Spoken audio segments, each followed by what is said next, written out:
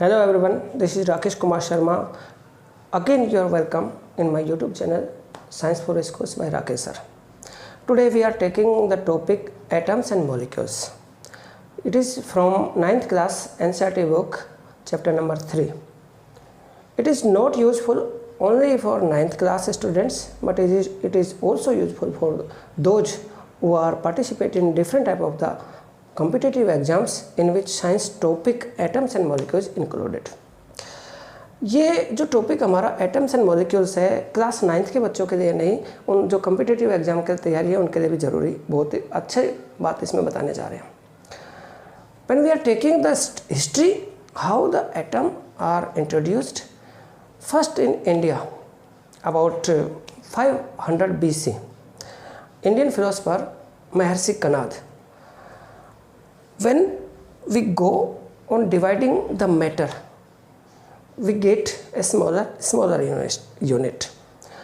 We find at last at a stage that we can't divide that matter further. The last stage of the matter we get the particle.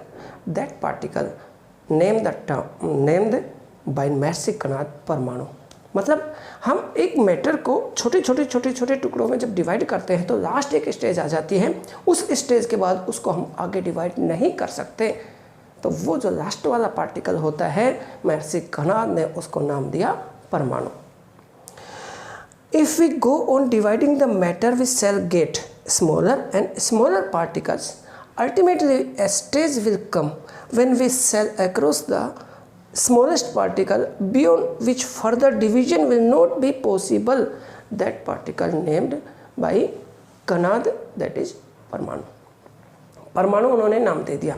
Not only in India, in that same era that was using the term in Greek also. Two scientists, that scientists were Democritus and the Leucippus. Same thing. उन्होंने भी यही बताया.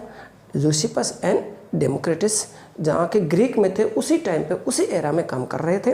उन्होंने भी यही बताया कि when we divide the matter we get the smallest particle. The name that smallest particle is atom. मतलब हमारे महर्षि कनाद ने तो नाम दिया था परमाणु और उन्होंने उसको नाम दे दिया एटम. तो atom, the meaning of the atom is can't divide further, indivisible. We can say indivisible. अब आपसे कोई कहे कि एटम का मीनिंग क्या है, the meaning of atom is indivisible. तो at same time another Indian philosopher Pakudha Katyayana introduce that smallest particles, that means परमाणु, does not exist in the free form. They are found in the combined form and make the different form of the matter. मतलब इन्होंने पाकुदा कात्यामा ने क्या बताया कि जो atom होते हैं या जो परमाणु होते हैं, स्मॉलेस्ट पार्टिकल जो होते हैं, वो फ्री फॉर्म में नहीं मिलते, कंबाइंड फॉर्म में मिलते हैं, जिससे कि डिफरेंट एटम की जो आपके मेटर की डिफरेंट फॉर्म में बनते हैं. तो ये तो हो गए अपने 4 साइंटिस्टों के नाम आए या 4 फिलोसफर्स के नाम आए जिन्होंने एटम या परमाणु टर्म यूज में लिया. इसके बाद ये आ जाते हैं how does the atoms and the matter is found in the free form or in combined form. तो combined form के लिए हम उससे पहले समझने पहले दो अपने पास क्या जिसे कहते हैं हम लॉज हैं.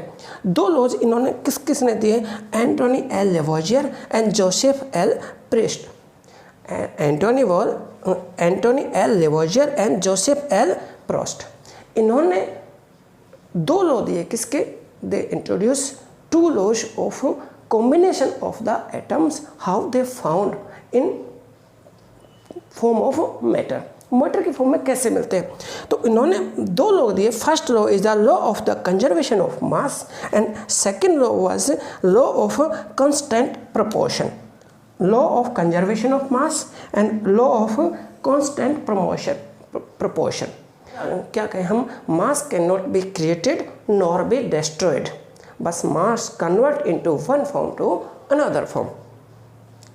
कहने का मतलब ये हुआ मास को न तो बना सकते हैं, न मास खत्म होता है, मास एक फॉर्म से दूसरे फॉर्म में जाता है। टोटल किसी रिएक्शन का जो मास है, रिएक्टेंट का मास, उसके जो टोटल अपने पास प्रोडक्ट होते हैं उनके मास के इक्वल होता है। फॉर एग्जांपल हम जब बात करें हैं किसी भी इक्वेशन की बात करें, यहाँ पे जैसे अपने पास एक एग्जांपल मैं आपको देना चाहूँगा। चलो, कैल्शियम ऑक्साइड, इसकी रिएक्शन होती है वाटर से। कैल्शियम ऑक्साइड जिसे हम चूना कहते हैं, लाइम, इसमें रिएक्शन होने के बाद कैल्शियम हाइड्रोक्साइड अपना बनता है।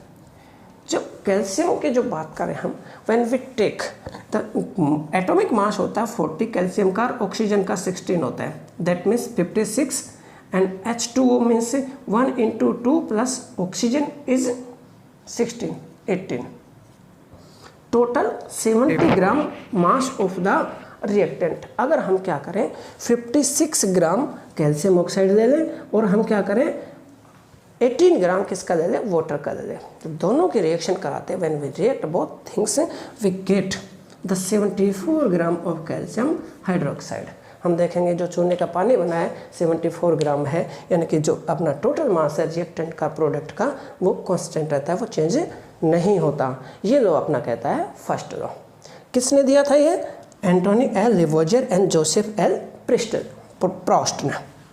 दूसरे लॉ की बात करें, law of constant proportion. Law of constant proportion मतलब क्या हुआ कि जो ये काम कर रहे हैं इसके अंदर जो अपने कैल्शियम ऑक्साइड बना रहा है या हाइड्रो H2O बना रहे हैं, हम बात करें when H2 plus O2 react together and they form H2O। अगर हमारे पास when we talk about the molecule of H2O, water के मॉलिक्यूल की जब हम बात करते हैं, the proportion will be constant. उसका जो प्रोपोर्शन है वो से इक्वल रहना चाहिए। व्हेन मतलब हम क्या करें, hydrogen and oxygen combine in the ratio of 1:8। जब अगर हम 1 ग्राम हाइड्रोजन लें और 8 ग्राम ऑक्सीजन लें, then we found the water molecule and 9 gram water molecule हमें मिल जाएगा। नॉट ओनली यही, हमारे NH3 की बात करें, अमोनिया की बात करें, when we talk about the ammonia molecule, the ratio will be 14:3, यानी कि इनका जो रेशियो होता है दोनों, यदि हम यहाँ पे बात कर रहे हैं 2 एटॉमिक मॉलिक्यूल्स की, यानी कि बाई एटॉमिक मॉलिक्यूल्स की, and when we take the example the poly atomic molecules भी ले सकते हैं, उसमें भी यही बात आएगी कि सबका जो रेशियो है वही रहेगा। अगर हम H2 मतलब प्रोपोर्शन का मतलब क्या हुआ, 1:8 में है तो ही वाटर मॉलिक्यूल बन रहा है। अगर हम इसको चेंज करना चाहें, if we want to change HO2 बनाना चाहें तो हमारे पास वाटर मॉलिक्यूल नहीं बनेगा। So second law is law of the chemical combination is constant proportion. In words we can say first law, law of conservation of mass, जैसे कि हम समझ चुके हैं, that means the law of conservation of mass is mass can not be created nor destroyed in a chemical reaction. Simple सा अपने पास हमने जो बताया वर्ड्स में, और इनको आप नोट भी कर सकते हैं, मास can not be created nor destroyed in a chemical reaction. तो मास को हम नहीं बना सकते ना उसको ख़त्म कर सकते हैं। तो ये होता है फर्स्ट लॉ। सेकेंड लॉ की बात करें हम, in a chemical reaction substance of elements are always present in a definite proportion by mass, जिसको हम समझ चुके हैं हम। तो ये आप इसकी डेफिनेशन आप नोट कर सकते हैं। जॉन डाल्टन, हुआ जॉन डाल्टन, ये जॉन डाल्टन कौन थे और उन्होंने एटम्स के बारे में क्या काम किया? तो इसको जानने के लिए हम देखते हैं कि John Dalton was the English philosopher who introduce after the Greek the atom. He gave the atomic theory at first time. उन्होंने इनके बारे में रिसर्च की एटम्स के बारे में, और कहाँ से उनकी एजुकेशन हुई, उनका जो बर्थ हुआ था 1766 in England in a poor weavers family. उनका जो बर्थ होता है बहुत पुअर वीवर फैमिली में उनका बर्थ हुआ, and it is amazing that at the age of 12 he becomes a school teacher and begins to teaching the science subject or maths subject also। यानी कि 12 साल की एज में टीचर बन गए और मैथ और केमिस्ट्री फिजिक्स पढ़ाने लगे थे बच्चों को। At the age of 19 means after 7 years he became the principal of that school। बहुत ही अमेजिंग बात है, बहुत ही अच्छी बात है कि 19 की एज में वो एक प्रिंसिपल बन गए थे और प्रिंसिपल में भी पोस्ट पे भी वो पढ़ाते थे।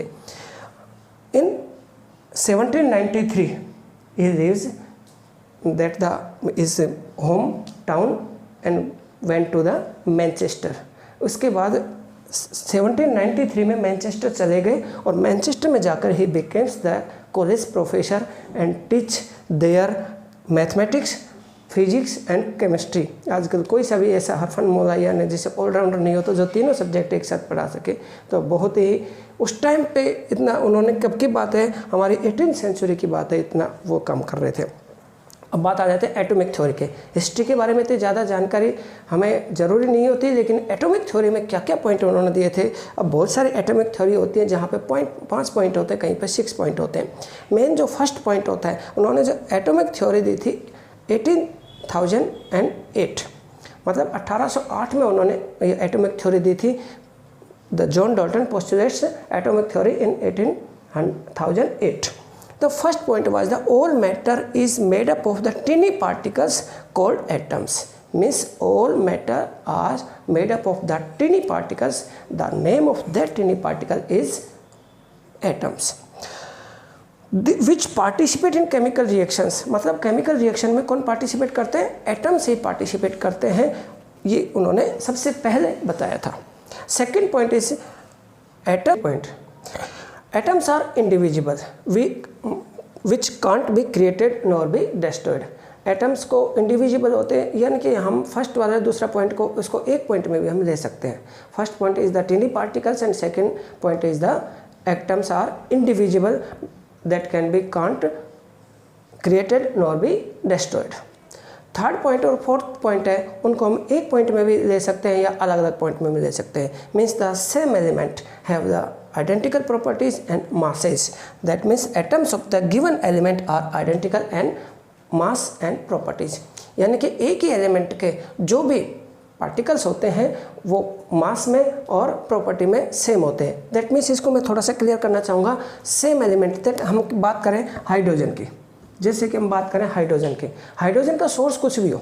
हाइड्रोजन मान लीजिए आपने H2O से हाइड्रोजन लिया, या फिर H2SO4 से आपने हाइड्रोजन लिया, या HCl से आपने हाइड्रोजन लिया। ये जो भी हाइड्रोजन आपने लिए हैं, the atom of hydrogen have the same property that can't be effect by what source they are found. मतलब किस सोर्स से लिया गया उसकी हमें कोई ज़रूरत नहीं होती। हमें ये आता है कि एटम हाइड्रोजन है तो उसकी प्रॉपर्टी और जो उसकी बात करें हम मास, वो कैसा रहेगा, आइडेंटिकल रहेगा।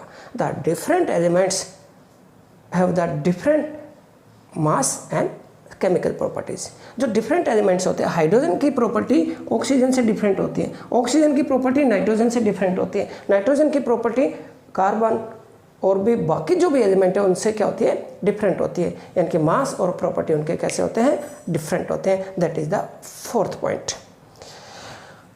At the fifth point, atoms combine in a ratio of the small whole number to form the compounds. यानी when the atoms make the compounds, जब एटम कंपाउंड बनाते हैं तो वो कैसे होल नंबर में कंबाइन होते हैं, न कि 2.5, 1.3 इनके रेशियो में भी नहीं आएंगे, न कि वो नेगेटिव में आएंगे। Whole number means 0 to infinitive, मतलब उसके पूरे नंबर में ही वो कंबाइन होंगे। जैसे हम अभी बात एग्जांपल बता रहे H2O, या the atom of hydrogen are 2 and atom of oxygen is 1। H2SO4 atom of hydrogen are 2, sulphur 1, oxygen have 4 atoms. यानी कि जो हमेशा किस में कम आएंगे, होल नंबर में ही वो क्या करते हैं, पार्टिसिपेट करते हैं, क्या बनाने के लिए, कंपाउंड बनाने के लिए।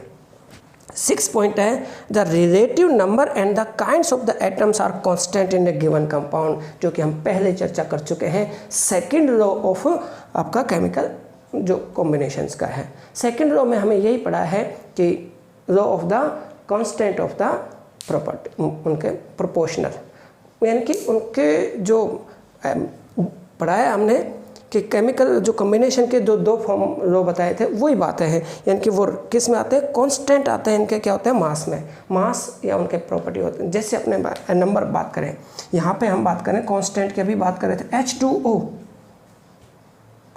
2 element of hydrogen and 1 element of the oxygen. यानी कि जब दो एलिमेंट हाइड्रोजन के होंगे, एक एलिमेंट ऑक्सीजन का होगा, तभी वाटर मॉलिक्यूल बनेगा। अगर हम चाहें कि कोई सोचे कि हाइड्रोजन का 1 एलिमेंट ले लेते हैं और ऑक्सीजन के 2 एटम ले लेते हैं, तो आपका H2O बनाना चाहे या वाटर बनाना चाहे तो आपका वाटर नहीं बनेगा। तो ये आपका किसका हो गया, atomic theory of John Dalton की होगी। तो आज की हमारी क्लास में हमने क्या क्या पढ़ा, तो हिस्ट्री के बारे में सबसे पहले एटम या परमाणु कहाँ से आया, दूसरा हमने पढ़ाया आपको जो लॉ ऑफ केमिकल कॉम्बिनेशन, और तीसरा हमने पढ़ा atomic theory of John Dalton और उनकी हिस्ट्री के बारे में। अगले वीडियो में इसके क्वेश्चन आंसर जो भी क्वेश्चन आंसर हैं उनके बारे में हम चर्चा करेंगे, जो कि आपके NCERT बुक्स के हैं। तो आप इस वीडियो कैसा लगा इसके बारे में आप इसको लाइक और शेयर ज़रूर करें, और अगले वीडियो अगले 2 या 3 दिनों में आपकी आ जाएगी, जिसके लिए आप तैयारी रखें। Thank you.